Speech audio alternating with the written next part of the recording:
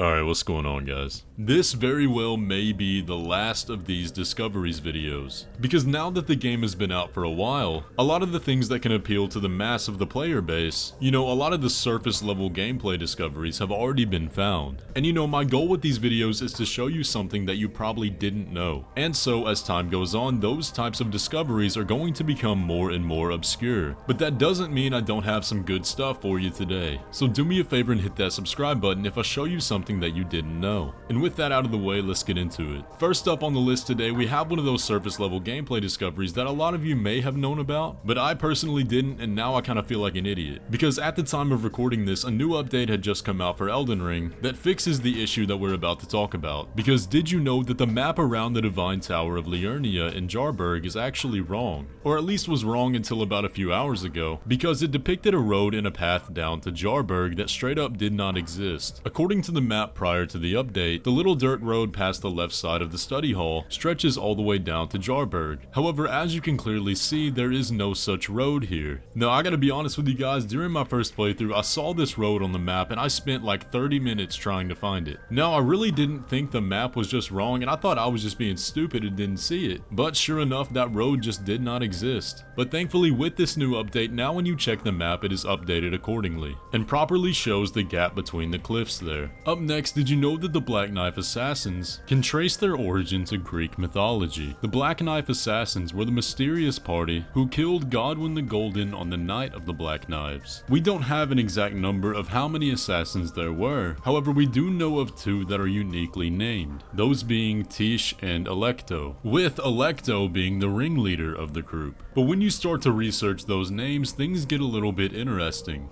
because it takes you to a group of creatures in Greek mythology known as the Furies. The Furies were female deities of vengeance, who would hear the complaints of mortals and work to take revenge for them in the cover of night. But things start to get really interesting when we consider the lore of the Black Knife Assassins. The Black Knife Assassins are also described as all-female Numen, and Roger tells us that they're scions of the Eternal City, which was a line that confused a lot of people but now makes a lot more sense. When visiting the Eternal City, you may notice that a lot of the architecture is very reminiscent of ancient Greek. The Furies, according to myth, are described as hailing from beneath the ground. The Eternal Cities are beneath the ground and the home of a people called the Nox. And a final little bit of trivia about this, the Furies are said to be children of a people called the Nyx. So it's really cool to see a little bit of inspiration there, of which there is a lot more to dig into. When it comes to Elden Ring patches, there's been a lot of changes that they haven't publicly released in the patch notes. And so a lot of things have kind of gone under the radar that would have otherwise been obviously known if they had been included in the patch notes. But one of these things that flew under the radar that would have otherwise been obvious is actually a major change made to Morgott's cutscene. Before patch 1.04, whenever Morgott crushes the casing on his blade, it breaks off in sort of this flaming tinge and clouds of smoke rise from its surface. And it raises several questions. Why is this something they would even bother changing?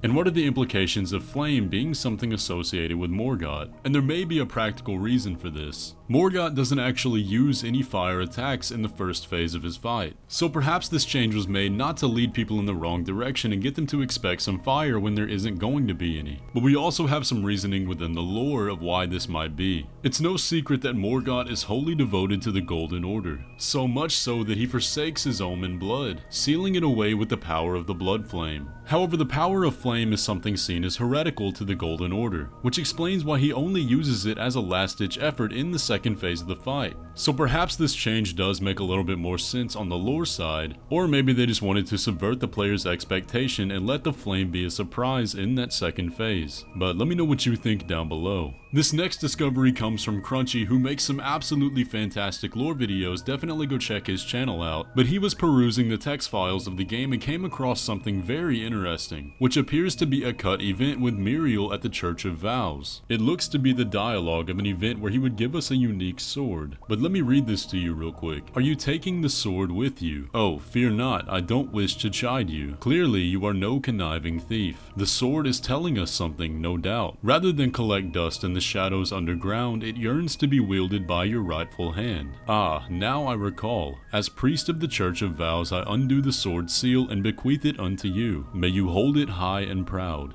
Now this is really interesting, because I think I might know which sword this could be, and I think that if I'm right, it might also explain why this part was cut. A big mystery in the game is how we acquire the Golden Order Greatsword, which is the sword of Radagon after he became joined with Queen Marika. We get this sword in a random cave in the consecrated snowfields after a boss fight with a Misbegotten, and it feels extremely out of place. Given Miriel's connection to Radagon, it would make a lot more sense if we got this sword from him. And Radagon is known for having his own unique seal, which we know is barring us from entering the Erdtree. So if Miriel was able to break Radagon's seal, I can see how that would be a major plot hole, so maybe that's why it was cut. But there may be more to find within the game files regarding this cut event, but let me know your thoughts down below. This next one is kind of weird because it's more of a discovery of a question rather than an answer. Because have you ever stopped and looked around at the environmental storytelling of the Cathedral of Manus Celeste? In the Moonlight Altar, the place where Ranni's two fingers is ultimately slain. The cathedral is completely destroyed, with the wreckage lining up with the hole that we find the two fingers in, almost giving the impression that the two fingers crash landed here, which is honestly really weird. However, there's a theory with this that I think is super interesting and I wanted to tell y'all about.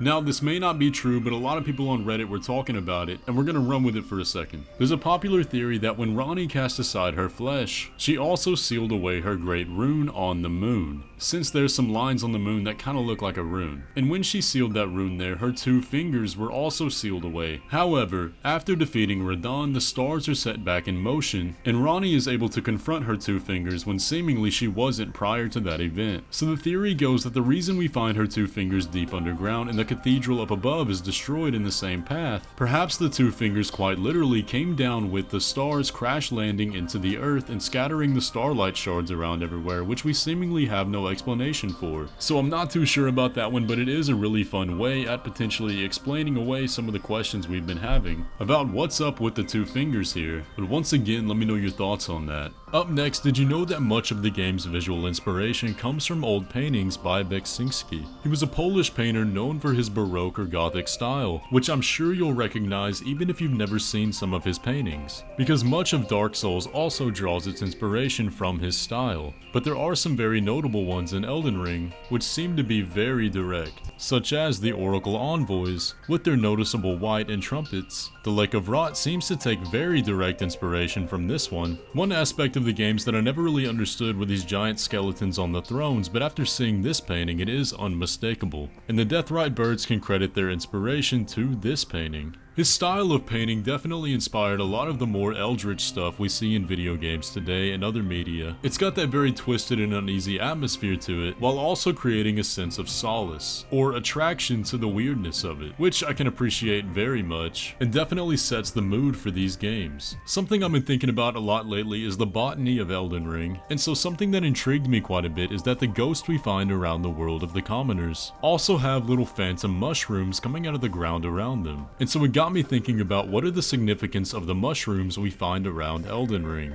I know the red mushrooms seem to be in close link with an outer god of rot. However, I was thinking about a popular theory that's going around that the Erdtree is some sort of parasitic organism. And this is based on the item description of the root resin, which insinuates that the Erdtree took over a once great tree, whose roots we can find at the bottom of the catacombs, yet we never see the actual tree. And here's where this theory kinda goes off the deep end. I couldn't help but notice that the Erdtree doesn't even really look like a tree. Obviously it is because it has branches and leaves, but it looks much closer to a mushroom. So let me show you a kind of weird connection. We know the Erdtree emerged after a meteorite containing the Elden Beast arrived in the lands between. The Great Tree was likely destroyed in this process and golden meteorites infected its roots. The gold that we see is said to be the amber of starlight or the Erdtree, but what if it's not amber at all? What if it's spores? Some very interesting scientific studies have found that certain fungal spores can survive the vacuum and radiation of space travel, leading to some very off-the-wall hypothesis that certain mushrooms may have arrived long ago on asteroids. And we do know that the Erdtree is growing from the roots of the Great Tree, which has a purpose in decaying the dead. So is the Erdtree some kind of weird mushroom? Maybe. But that's just my little crackpot theory of the day.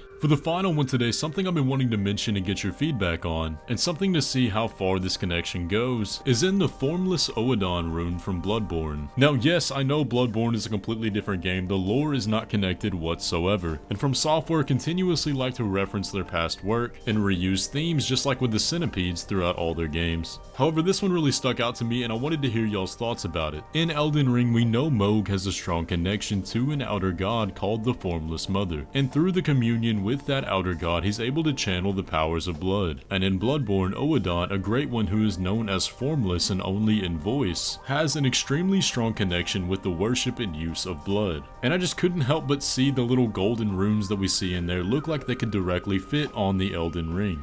So I'm not going to run with that too much because it is Bloodborne and ultimately a different game. However, it is a pretty cool little piece of did you know trivia. But guys, that's going to pretty much do it for the video today. I hope you enjoyed, and I really hope that this is not the last one of these videos. However, as time goes on, the discoveries in this game are getting more and more obscure and diving into the speculation territory, which I love and will continue to talk about as long as you guys want to see it. But I know there's a lot of people out there that come for the gameplay stuff, but the problem is there's a very limited amount. But with all that, if I showed you something that you didn't know today, do me a favor and leave a like and hit that subscribe button if you're not already, and I'll catch you in the next one.